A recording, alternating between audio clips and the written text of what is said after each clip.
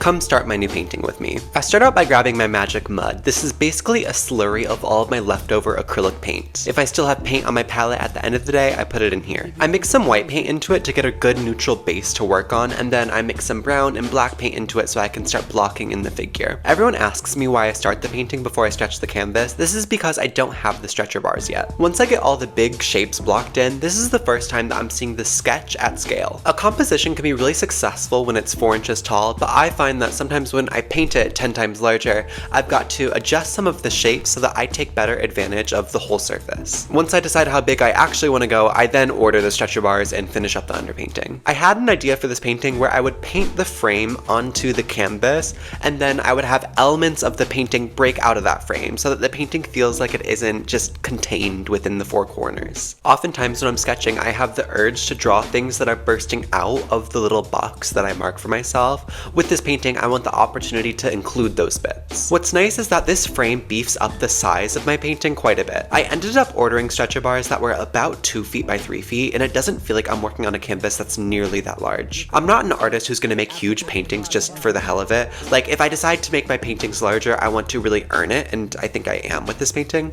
But it's nice that this frame probably takes this from like maybe a $2,000 to a $3,000 painting. I was about at the end of this underpainting, and then I kind of started to freak out about if I made the right choice with the sketch that I decided to move forward with. I had created another sketch at the beginning of this process that I thought was a lot more dynamic and posed, so I thought it couldn't hurt to cut out a new piece of canvas and work on a second option. In my head, I was gonna make a video that's like, help me choose my next painting, and then I'd have people vote on their favorite underpainting. But to be totally clear, I'm pretty certain that I'm gonna go with my first option, unless there's like community uproar. The second one, I love how the arm is really breaking out of the frame, and I think it takes better advantage of this frame idea, and I think the pose has a little bit more energy. But the second one doesn't have that crazy orange reflected light bursting up through the portrait, and that moment of warmth is what I think this painting really needs. If the shapes in the background are bursting out of the frame, I want the light to bounce around just the same. I didn't spend too much time trying to build up this second underpainting because it just wasn't clicking the same way as the first one, so I jumped back to my original. What was nice about this detour is that I was able to take my favorite parts of the second option and apply it to the first. So I decided to make the shirt red, and then I redesigned the frame because I thought I did a little bit better on the second one. One of the best ways to discover an art is through sketching, so a really good exercise in larger painting projects like this is to do